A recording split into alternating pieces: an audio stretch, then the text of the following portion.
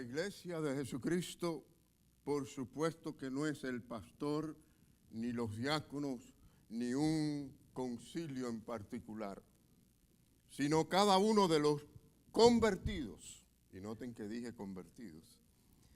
Es decir, los que han sido nacidos de nuevo, los transformados por el Señor, los que ahora tienen un nuevo andar en Cristo, los que tienen nueva vida, los que tienen el nuevo nacimiento. Estos son los que forman la iglesia de Cristo, que ni tan siquiera podemos decir los bautizados o todos los que han sido bautizados. Bueno, bautizados en el Espíritu Santo sí, pero no por las aguas bautismales solamente.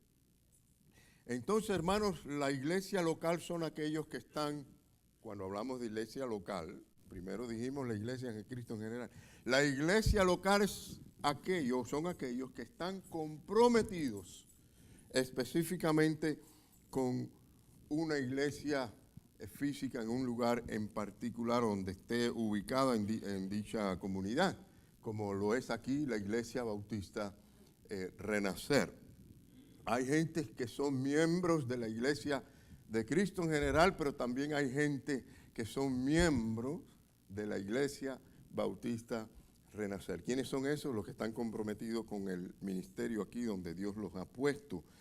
Y bueno, al decir esto tenemos que decir que debe haber en todas las iglesias la libertad de que las personas escojan ir a la iglesia que ellos quieran ir y se sientan bien.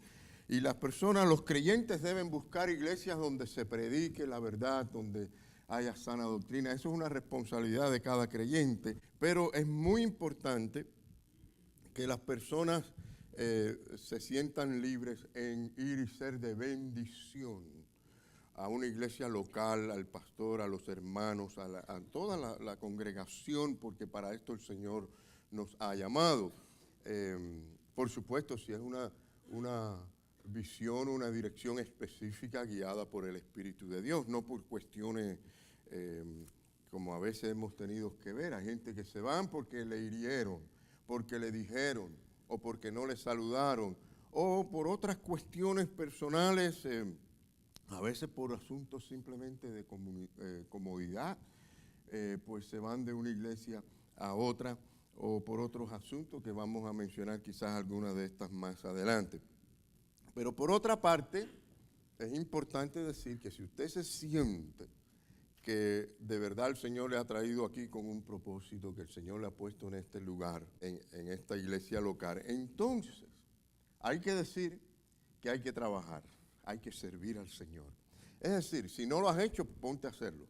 El mensaje es muy sencillo, comienza a desarrollar tus dones, porque Dios le da dones, talento a cada creyente. Eso es lo que dice la Biblia, que todo el que está en Cristo tiene el Espíritu Santo, recibe alguna manera en que puede ser, y no hay que tener un título de un cargo en particular, pero sí somos responsables por desarrollar ese don, ese talento.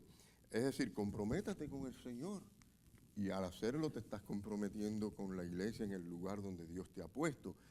Dios da dones o ministerios, pero bueno, dones para que llevemos los ministerios.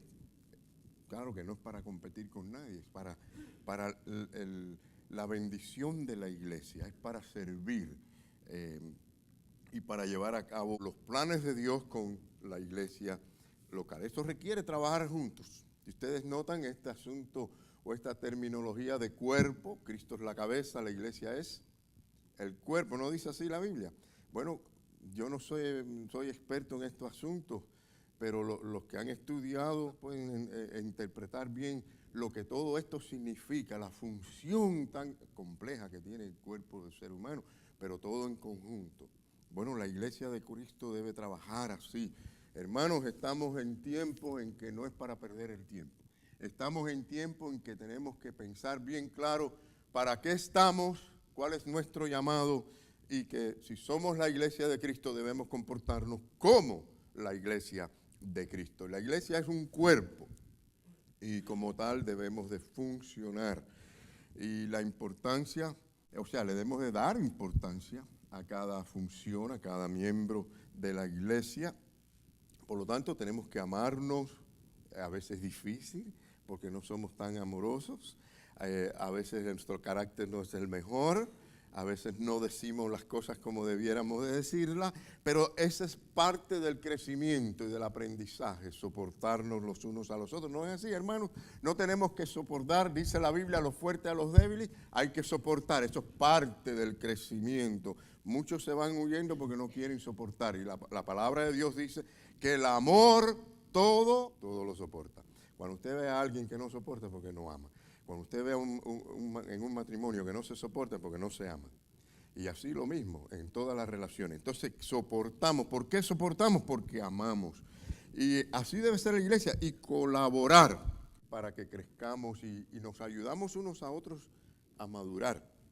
Entonces, hermanos, de esa manera podemos funcionar. Ahora, en primer lugar, porque hoy estamos haciendo como una introducción a esta carta tan hermosa que el apóstol Pablo escribió a la iglesia de Corinto. La iglesia de Corinto fue una iglesia dificilísima.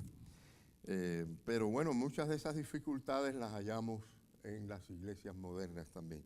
Y entonces miramos a la iglesia de Corinto, ¿no?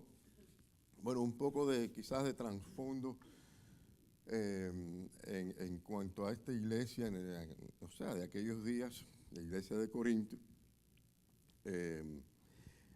Hermanos, se parece, sí, a muchas cosas a las iglesias de hoy. Pero Pablo, para que ustedes recuerden, era o fue el fundador de esa iglesia.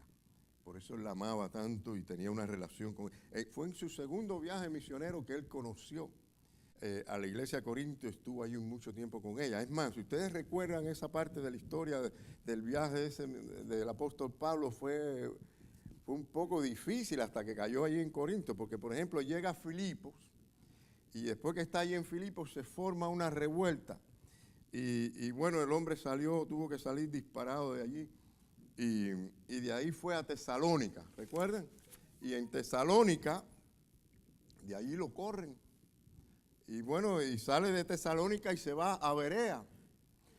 Y también de allí lo corren.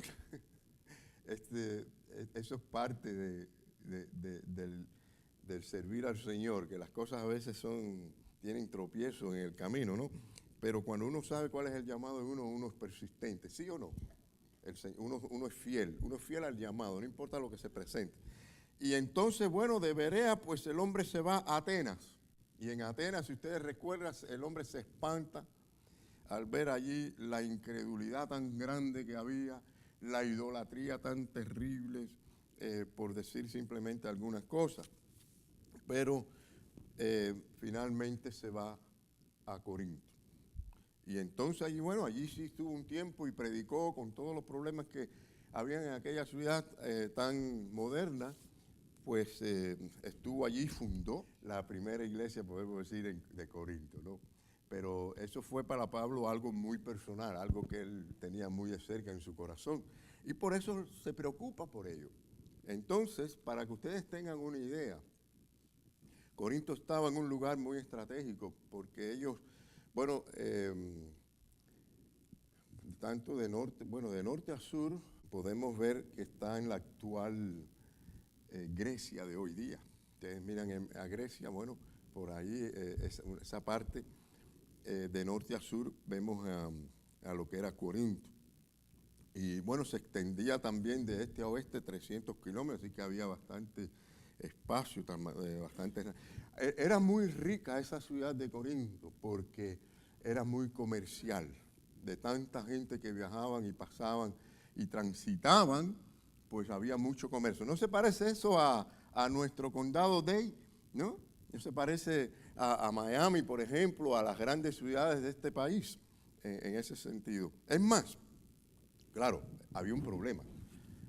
Era extremadamente corrupta. Miren, se parece a las grandes ciudades. No son las grandes ciudades de esta nación donde hay todo ese liberalismo y mientras más grande la población, peor la cosa, ¿no? Y hermanos, había una frase, un verbo que se decía, vamos a coriantizar, vamos a coriantizar. Y saben lo que estaban tratando de decir la gente, ¿no? Vamos a vivir a la Corinta. Es decir, estaban diciendo algo negativo, porque lo que estaban diciendo es, vamos a vivir con el desenfreno con que viven la gente en Corinto, es decir, el desenfreno moral, el sexual, idolatría, lujuria, borrachera. Vamos a vivir, como dice una canción, la vida loca, ¿no? Es decir, vamos a vivir de esa manera. Así que miren cómo era Corinto. Era una ciudad, vamos a decir, típica, mundana. Así que no era fácil la cosa estar allí. Lo que pasa es que a veces vivimos, como vivimos nosotros aquí en esta ciudad, y empezamos a ver las cosas normales. Y eso nos ha pasado hasta dentro de las iglesias, que se ha metido el mundo y no nos hemos dado cuenta. Ya lo vemos bien, lo vemos normal, hasta le divierte a mucha gente. Es decir, lo que hubiera sido espantoso hace 100 años atrás, hoy lo vemos muy normal, ¿no? Porque no nos estamos dando cuenta de los cambios. El domingo pasado hablamos algo sobre eso, cómo se está metiendo en las iglesias todo este tipo de cosas. Pero hermanos, los miembros de la iglesia de Corintios venían de ese ambiente de pecado, de mundanalidad.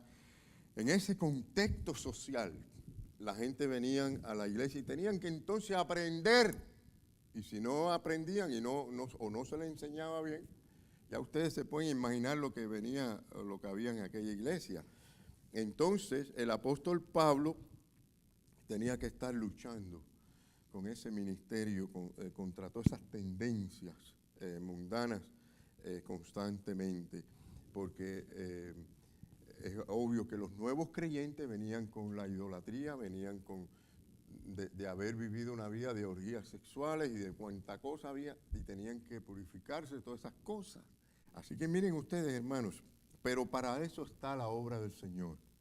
Y si los que estamos delante de la congregación y la iglesia no pensamos seriamente en la santidad y en ser transparente y doctrina sana y todo lo demás, pues entonces no podemos guiar a los nuevos convertidos, y había que hacerlo. Entonces, más allá de la maldad de ciertas personas que posiblemente atacaban de afuera, también el problema de las personas que venían. O sea, la iglesia siempre va a tener que luchar contra el pecado de afuera, con las influencias de afuera, con la mundanalidad de afuera.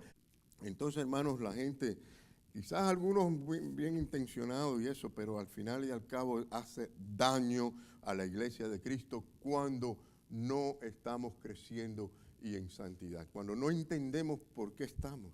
Piensa en serio esto, lo importante que es, por qué estamos en una iglesia local. Y bueno, había tremenda situación allí con todo esto. Había que enseñarles las escrituras y enseñarles a vivir una vida nueva. Y ahí es donde muchos quizás tengan que hoy día en nuestras iglesias preguntarse, yo estoy viviendo una vida diferente, una vida nueva. ¿Quién soy realmente yo en Cristo? ¿Cuál es mi relación con el Señor y cuál es mi relación con la iglesia local? ¿Qué estoy haciendo realmente? Y aprender sobre estas cosas porque son cosas serias. El Señor no llama a gente a estar desconectada de una iglesia local. Él la ama. Él ama cada iglesia local que sea iglesia verdadera de Cristo. Y por lo tanto, vemos todas estas epístolas escritas a iglesias locales. Entonces tenemos que saber qué es ser iglesia. De esto estaremos hablando más adelante, ¿no? Con más detalle, pero cuáles son las problemáticas que se presentan en las iglesias, los peligros, los fundamentos doctrinales. Todas estas cosas, hermanos, son importantes que las sepamos y entendamos para crecer. Bueno, veamos algunos elementos claves para comenzar, ¿no? Pablo comienza esta carta introduciéndose a sí mismo y, bueno, involucra también a uno que se llama Sóstenes, ¿no? Del cual no se sabe prácticamente nada de él, ¿no? Pero podemos aprender algunas cosas, ¿no? Pablo sabe primeramente quién es él, ¿no? Obviamente. Y sabe, muy importante, quién lo envía. Pablo sabe cuál es su llamado, ¿no? Ahí es donde está el asunto, de dónde surge su llamado. Y al mismo tiempo sabe también que su llamado se está formando a ser, como dice la palabra. Vengan conmigo al versículo 1, ¿no? fíjate cómo dice el versículo 1. Pablo llamado ¿a qué? A ser. No hecho ya con todo completo, sino a ser. Es una formación, a ser de Jesucristo.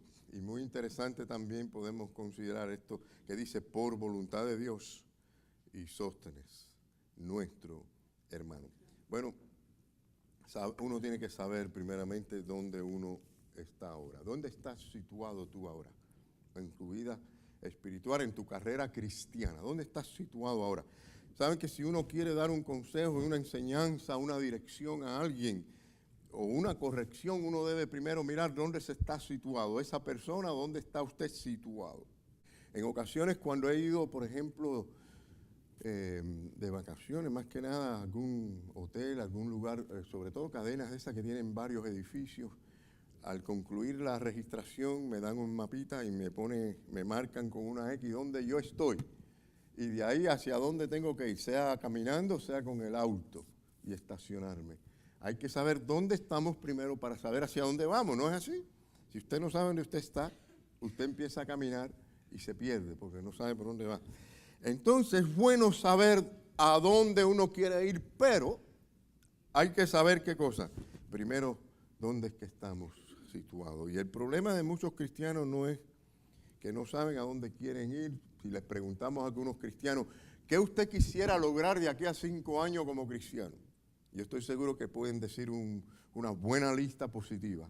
Ahora, la pregunta es, ¿usted sabe cómo está usted ahora en su condición para que usted sepa lo que tiene que hacer?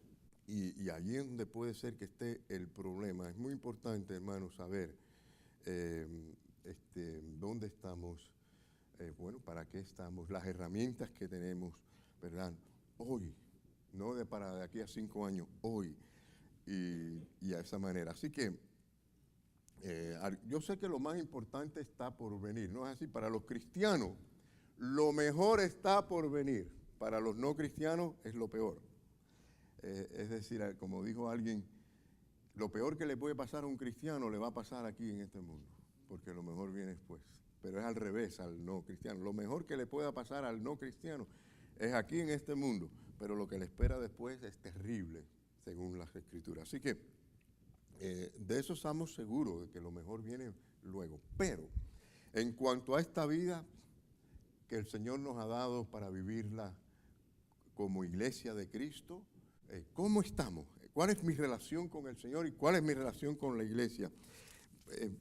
Miren, hay jóvenes que no piensan en el futuro, y por lo tanto, como no piensan en el futuro, no se preparan hoy. Pero bueno, esto no es un problema de jóvenes nada más, para todo el mundo, ¿no? Hay personas que están en las iglesias, eso se aplica a jóvenes y a no jóvenes, ¿no? Que tienen una idea de lo que quisieran hacer en el futuro, pero no piensan en ahora, ¿qué debo hacer diferente? Saben que si no hacemos nada diferente, nada va a cambiar. Es como a veces en el gimnasio veo la gente como hablan, la gente habla mucho en el gimnasio, ¿de qué hablan? Piensen para que ustedes vean, de dieta, de cómo bajar de peso y todo eso. Es un tema muy candente allí en los gimnasios. Y es interesante cómo un día se me acercó un señor bastante obeso, y el hombre como sabía cómo hacer, a explicarme a mí cómo yo podía bajar más de peso y unas ideas extraordinarias. Y yo lo miraba y me daba, como no tenía confianza no le dije nada, pero si tuviera confianza le hubiera dicho, bueno, ¿y por qué no lo has aplicado? ¿Qué ha pasado aquí? Mucho conocimiento de hacia dónde podemos ir, cómo podemos hacer. Oye, para hablar sabemos mucho. Y no debe extrañarnos que un cristiano empiece a explicarle a usted cómo ser un buen cristiano. ¿Y qué estás haciendo? ¿Cuál es la práctica? Y es muy fácil encontrar un cristiano que diga, de verdad que tenemos que orar más. De verdad que deberíamos leer la Biblia más. ¿Y qué? ¿Qué significa eso? Absolutamente nada si de verdad no lo ves como que tú lo necesitas y debes hacerlo y es algo importante. Bueno, por supuesto que también hay otras personas que nada más piensan en el futuro, ¿no? Pero que no hacen nada. Y entonces en el presente, ¿no? Así que hay que pensar en todas las cosas. Es bueno pensar en el futuro, pero hay bueno pensar en lo que hay que hacer ahora. Y con razón Pablo hablaba de que él proseguía a la meta, ¿no? al supremo premio. Él tenía la mirada hacia ese momento en que se encontrara con el Señor Jesucristo, quien nos va a llamar algún día para rendirnos cuenta de lo que hemos hecho. Así que para alcanzar esas metas, hermanos, es muy importante entender dónde estamos situados y hacia dónde queremos ir. Como dice el versículo 1, vamos de nuevo allí, no vamos a salir hoy del versículo 1. Este versículo 1, la primera parte dice, Pablo llamado a ser apóstol. Él sabe que es apóstol, por supuesto, pero su apostolado primero no está terminado. Dios está obrando, lo está formando a él como apóstol, guiándolo en los ministerios que está haciendo, pero por otra parte habla de que todavía hay mucho por hacer, ¿no? Hay que madurar y por eso proseguía a la meta. Ahora, todo ministerio, hermano, implica renuncia a ciertas cosas. Si usted quiere ser fiel al Señor, usted tiene que renunciar a ciertas cosas. Es decir, que a veces no nos gustan, cosas que nos gustan tenemos que nosotros dejar a un lado. Y yo diría que por cada sí, muy posible haya un no o varios no que usted tenga que decir, ¿no? Quizás alguno hoy en la mañana para venir a la iglesia tuvo que decir no a algo, ¿no? Aunque los que estamos fieles y acostumbrados, que no dejamos la adoración de Dios por nada, es difícil que venga algo en que tengamos, ya, eso está definido. Pero de todas maneras, directa o indirectamente, usted tiene que dejar algo, determinarse para estar aquí hoy en la mañana, haberse determinado para estar aquí, dijo sí. Imagínense, hermanos, muchas veces la obra del Señor se frustra porque muchas personas no saben decir sí. Y hay no donde va el sí y sí donde va el no, ¿no? Y esto es muy importante. Así que hay que decirle a Dios, al Señor, sí a lo que Él nos llama a hacer y a la vida cristiana y a la relación con la iglesia de Cristo. Y todo esto es parte de negarnos a nosotros mismos. El Señor dice en su palabra, como dice Mateo 16, 24, una exigencia del Señor, dice, entonces Jesús les dijo a sus discípulos, miren que no se lo dijo a gente del mundo, a veces se usa mucho este pasaje para los inconversos, para llamarlos a Cristo, pero el Señor se lo dijo a los discípulos. ¿Qué les parece? Él les dijo a los discípulos, porque hay que saber quiénes somos, ¿no? ¿Somos qué? ¿Discípulos? ¿No somos discípulos del Señor? Y Él les dijo, si alguno quiere venir en pos de mí, es para que no se confundan o no estén allí equivocadamente y cada cual se evalúe, cada cual se examine si de verdad está siendo discípulo del Señor. Si alguno quiere venir en pos de mí, eso es a dónde vamos. Hay que saber quiénes somos y a dónde vamos. Dice, niégase, es la acción, hermano, la acción presente de ahora, no mañana, no pasado. Niégase ahora a sí mismo, tome su cruz y sígame ahora. Así que no puedes decir, miren, el problema es que muchos no están con el sí ni con el no, están con el ni. ¿No? Hay cristianos ni, no para ponerle un nombrete, ¿no? Pero si usted junta un sí con un no, sale un ni para aquí ni para allá. Entonces, no hay esos términos medios. El Señor no quiere los ni, Él quiere los sí. Es decir, quieren disfrutar las cosas del reino de Dios, pero también no quieren soltar al mundo y las cosas del mundo. Y el Señor quiere que entendamos que no podemos amar al mundo ni las cosas del mundo. Así que si esto no ocurre, comienza la doble vida. Es decir, que de acuerdo a la perspectiva bíblica, eso se llama hipocresía. El cristiano está siendo hipócrita, así sencillamente. Es decir, es cristianito o supercristiano el domingo. Por fuera todo perfecto, es el ideal. Conoce de la Biblia, lleva la Biblia, participa de todas las actividades, pero después le gusta el mundo y las actividades del mundo. Yo creo que, ya lo hemos dicho otras veces, yo creo que esa palabra de lo que es amar al mundo, lo que es el mundo, vamos a decir, la gente no la sabe interpretar, porque nosotros amamos y disfrutamos muchas cosas en el mundo. ¿Qué tipo de actividades son las que nosotros, ahí es donde hay que estudiar y analizar y aplicar. Yo veo que hay muchos cristianos que se están mezclando con las actividades y las diversiones del mundo y no se están dando cuenta. Pero esas son cosas que tenemos que analizar para ser útiles. Muchas veces no somos útiles en el cuerpo de Cristo porque no hay un compromiso serio con el Señor. Y Dios lo sabe, porque Él lo ve todo. El Señor lo sabe todo. Entonces, desde la perspectiva bíblica es hipocresía. Si usted quiere buscar la perspectiva psicológica, podemos llegar a decir que es psicofrenia, porque la palabra psicofrenia quiere decir mente dividida. Y entonces en el sentido espiritual podemos decir que hay cristianos psicofrénicos porque tienen una mente dividida en el mundo y en la iglesia. Qué cosa tan terrible debe lucir esto delante de Dios.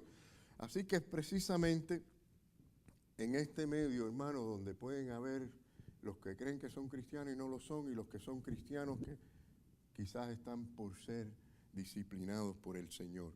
Bueno, el ministerio dado por Dios en cuanto a este punto, ¿no? Pablo sabe, ya dijimos, que es apóstol, llamado por el Señor, y que está creciendo en el ministerio. Pero lo segundo que vemos aquí es que él dice que él no es apóstol por su propia voluntad.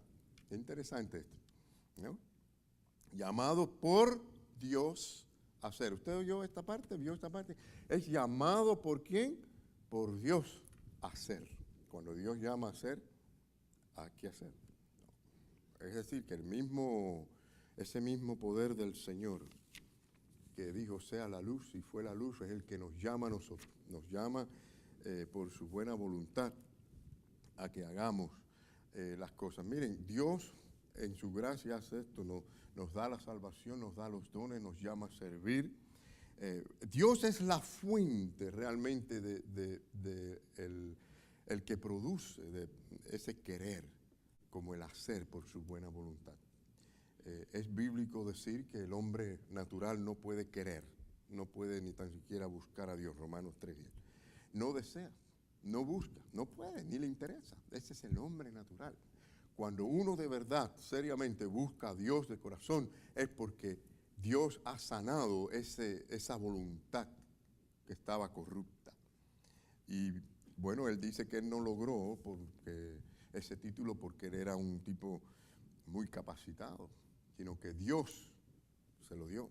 Ese es por la voluntad de Dios, no, ni tan siquiera dice que era su voluntad. La voluntad de Pablo antes de ser, o sea, de Saulo de Tarso, ¿cuál era? Perseguir a la iglesia, destruir a la iglesia. Esa era la voluntad de él. Pero la voluntad de Dios era otra. Y por eso lo llamó. Y él sabe que fue Dios quien lo llamó. O sea, que él no logró esto por él mismo. No es un premio que le dio. Le dio un don también. Le dio la salvación y le dio un don. Un don es un regalo, mis queridos hermanos. Aunque se hubiera opuesto, cuando Dios da ese regalo, miren cómo pasó con Jonás. Dios lo llamó y Jonás se opuso. ¿Y qué pasó? De todas maneras, Dios lo llevó a donde tenía que llevarlo. Porque Dios llama y Él arregla las cosas que aunque no estemos bien, Él nos va arreglando. Aunque sea lentamente, pero nos va arreglando. Y va guiándonos a su voluntad. Así que, hermanos, no nos podemos jactar. Yo no puedo decir o jactarme de que yo soy pastor porque yo quise ser pastor o yo logré ser pastor, ¿no? Dios fue el que me puso. Es más, yo no creía tener y estaba convencido de no tener capacidad de ser pastor. Dios es el que me usó, me llamó y me ha usado. Y lo mismo con el diácono, con el maestro, con todos los demás en la congregación. Dios llama y Dios usa. Y claro, capacita al que llama, ¿no? Pero es un regalo que Dios nos da. Ahora, cuando nosotros tenemos este entendimiento de que tenemos que estar unidos, de crecer en la fe. O sea, miren, Dios nos da a nosotros, ya lo sabemos, que es por gracia, nos da la salvación, nos da la fe, nos da los dones. Todo esto es por su gracia. Por eso es que dice la palabra de Dios que somos salvos por gracia, no por obra, ¿no? Y dice por medio de la fe. Pero luego dice una parte que mucha gente no toma en serio, que es esto no de vosotros. ¿Y qué parte no entiende la gente? De que no es de vosotros, que no tiene nada que ver con lo que el hombre pueda hacer o producir. La razón por qué el hombre responde positivamente a Dios, porque tiene que haber una voluntad, es porque ha sido sanado por esa obra de la gracia, esa voluntad corrupta, perversa, como la Biblia lo declara en tantos lugares. Entonces, Pablo le da toda la gloria y honra al Señor, porque el Señor lo ha llamado y lo ha puesto. Y qué hermoso cuando la iglesia, los creyentes, damos esa honra a Dios y sabemos que Dios nos ha llamado y que hay un trabajo por hacer. Saben que muchas veces la gente no se motiva porque no entienden estas verdades. Entonces no ven la grandeza y no lo ven con gratitud lo que Dios nos ha dado realmente. Hay que apreciarlo y que Dios lo ha puesto para bendecir a los demás. Claro que somos bendecidos nosotros también al ejercer cualquier ministerio, pero bendecimos a los demás. Cuando tenemos este entendimiento, entonces dejamos de competir, no hay tiempo para mirarle la falta a los demás, no hay tiempo para esas tonterías, porque estamos preocupados por la iglesia del Señor, mis queridos hermanos. Es muy importante esto. Miren, ¿cuántas preguntas prácticas podemos hacernos ahora? Que Dios nos haga, que el Espíritu Santo nos ayude a esto. Piense cuándo fue la última vez que usted se preocupó por su iglesia local, donde Dios la ha puesto, por algún hermano enfermo y lo llamó. ¿Cuándo fue la última vez que usted se preocupó por uno que vino de visita y ahora no lo ves y quiere hacer contacto? ¿Cuándo fue la última vez que usted fue y tuvo relación, contacto con aquellos otros hermanos de iglesia que a veces no tenemos el tiempo para hacerlo? ¿Cuándo se preocupó por la visitación o por la oración? Pensemos en estas cosas, hermanos, porque son importantes. De lo contrario, yo les garantizo que se van a aburrir. Yo personalmente lo digo por mí. Si yo tengo que ir a una iglesia nada más y sentarme y no hacer nada, yo me aburro. Porque entiendo que hay un llamado, bueno, el Señor pone ese deseo y esa pasión, por supuesto, según el llamado, ¿no? Pero es decir, cuando la persona sabe que tiene algo que hacer, que es importante para la obra de Dios, está motivada. Está motivada. Miren, y no importa la iglesia como esté, en cuanto a economía, en cuanto a tamaño. Yo me crié en una iglesia que empezó en un aula, con un grupito chiquitico de personas. Y miren, habían unos cuantos jóvenes nada más, un poquito de jóvenes, porque habían familias que tenían hijos jóvenes.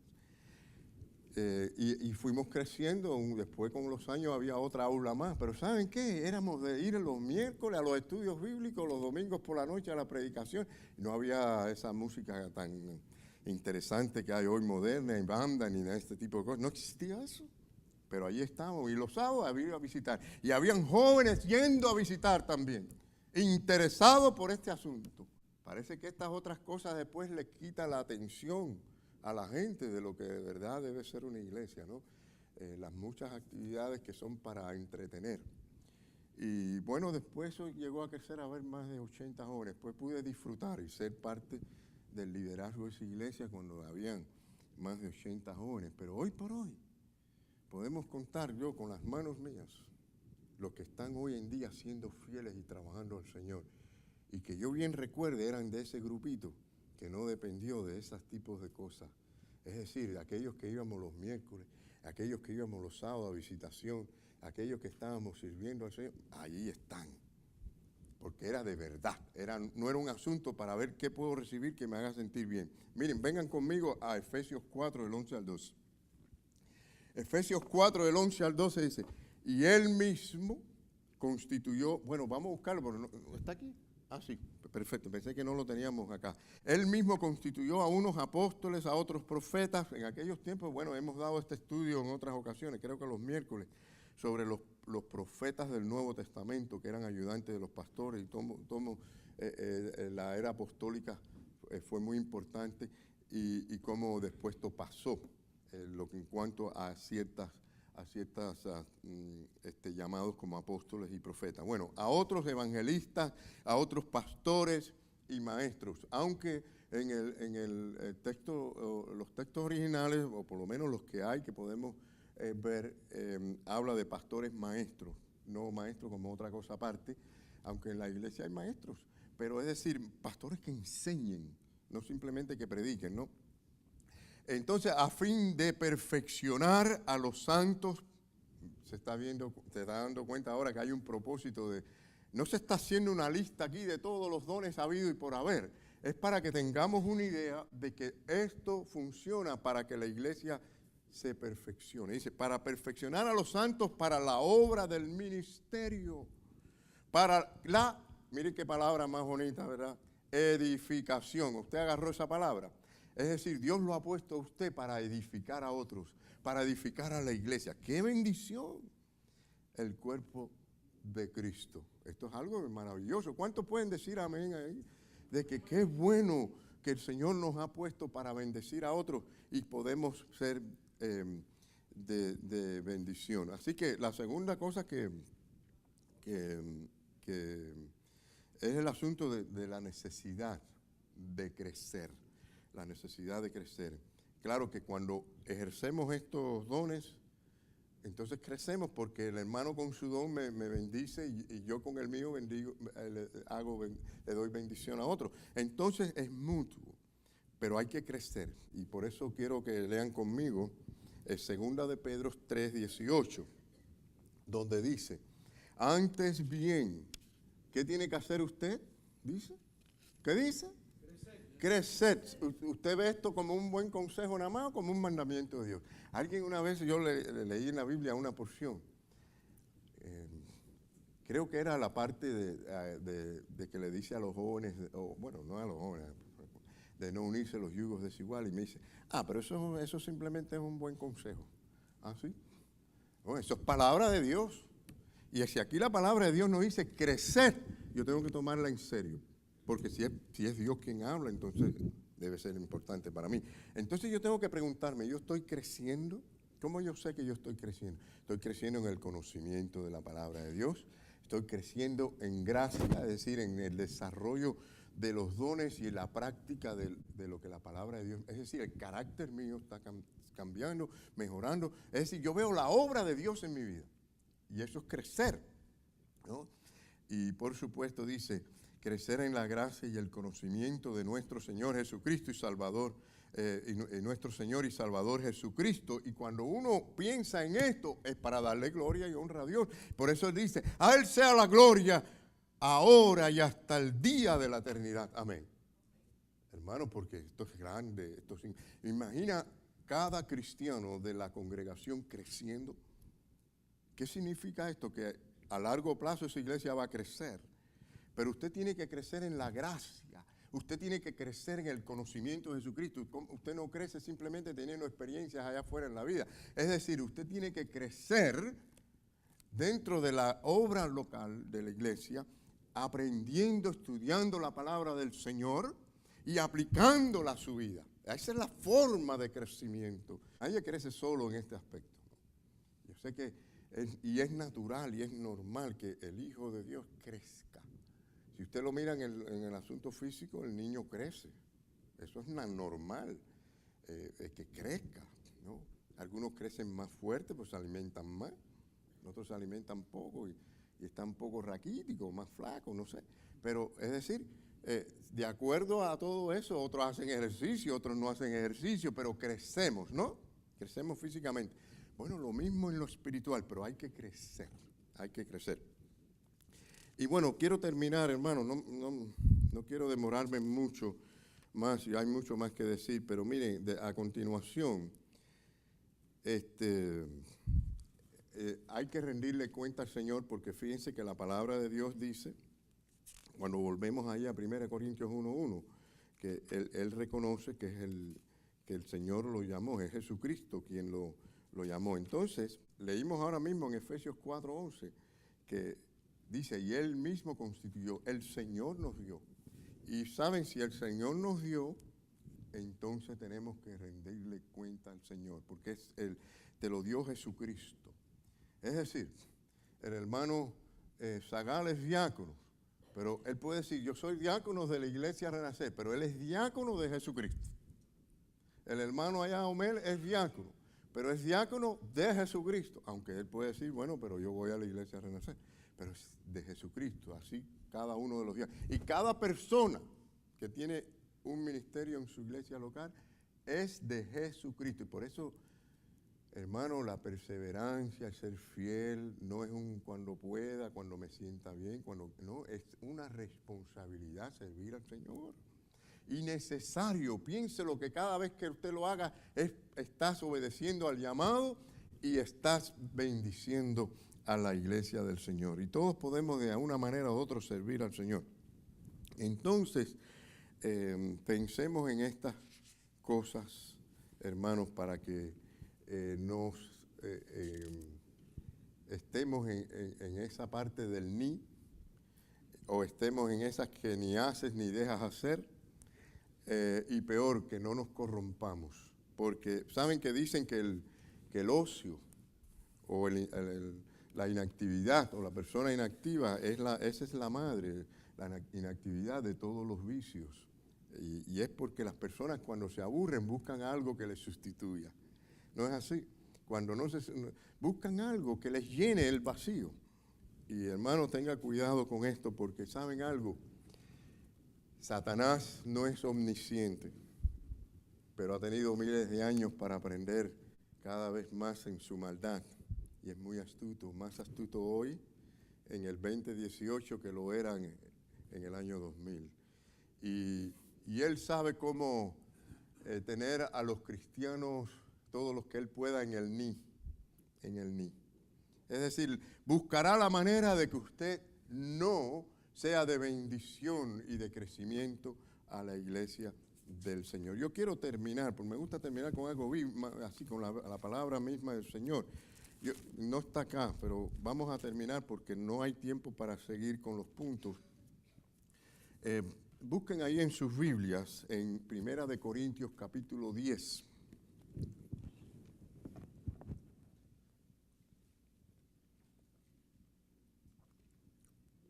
Es más, vamos a ponernos en pie porque ya terminamos después de la lectura con el himno final y la oración.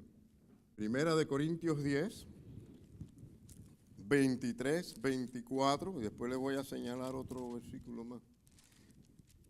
Vamos a ver. ¿Ya lo tienen? 1 Corintios 10, 23. Este es un versículo que se repite, creo que en el capítulo 6 también, pero tiene de otra manera. Dice así, el versículo 23 dice, todo me es, ¿cómo dice? Léanlo conmigo, todo me es lícito, pero no todo conviene, todo me es lícito, pero no todo edifica. Entonces hay que decir no a muchas cosas, ¿sí o no? Claro que hay que aprender a decir no a aquellos que no dan mejor testimonio, hermano. Hay que pensar en estas cosas, porque a veces no nos damos cuenta que estas cositas parecen que no hacen nada, pero Dios, por eso a veces no nos usa como debiera de usarnos. Dice, ninguno busque su propio bien, sino el del otro. Hermano, esto parece fácil leerlo, pero por lo regular la gente lo que buscan es lo que a mí me interesa, lo que yo quiero para mí, pero no para otro, no. Y en la iglesia de Cristo, cuando esto es verdad, entonces servimos, porque estamos buscando que sea bendecido otro hermano. Vamos a brincar al 31. Si pues coméis o bebéis o hacéis otra cosa, hacerlo todo para la gloria de Dios. Y miren el 32 dice, no seáis ¿qué? Tropiezo ni a judíos, ni a gentiles, ni a la iglesia de Dios. Es decir, no seamos en nada un tropiezo para que la iglesia pueda crecer. ¿Cómo? Déjeme yo ser parte de esa obra, Señor. Pedirle al Señor, ¿sí? Tenemos que orar y pedírselo al Señor. Muchos tenemos que venir y ser sinceros delante de Dios y decir, Señor, reconozco que yo no estoy haciendo lo que pudiera hacer o tú quieres que yo haga. ¿Saben que el pecado no es solamente hacer lo malo? Dice la palabra que pecado es no hacer el bien que sabemos que debemos de hacer. Y decir, Señor, ayúdame, dame la sabiduría, indícame, ¿qué es lo que tú quieres que yo haga para ti? en esta iglesia Renacer. Dame el ministerio, dame el amor por las almas perdidas, dame el amor por los hermanos, Señor, que yo dedique un tiempo. Pero ¿saben qué? Si usted no lo toma en serio, no va a anotar estas cosas para hacerla como parte de su calendario. Y van a pasar los días y se les va a olvidar.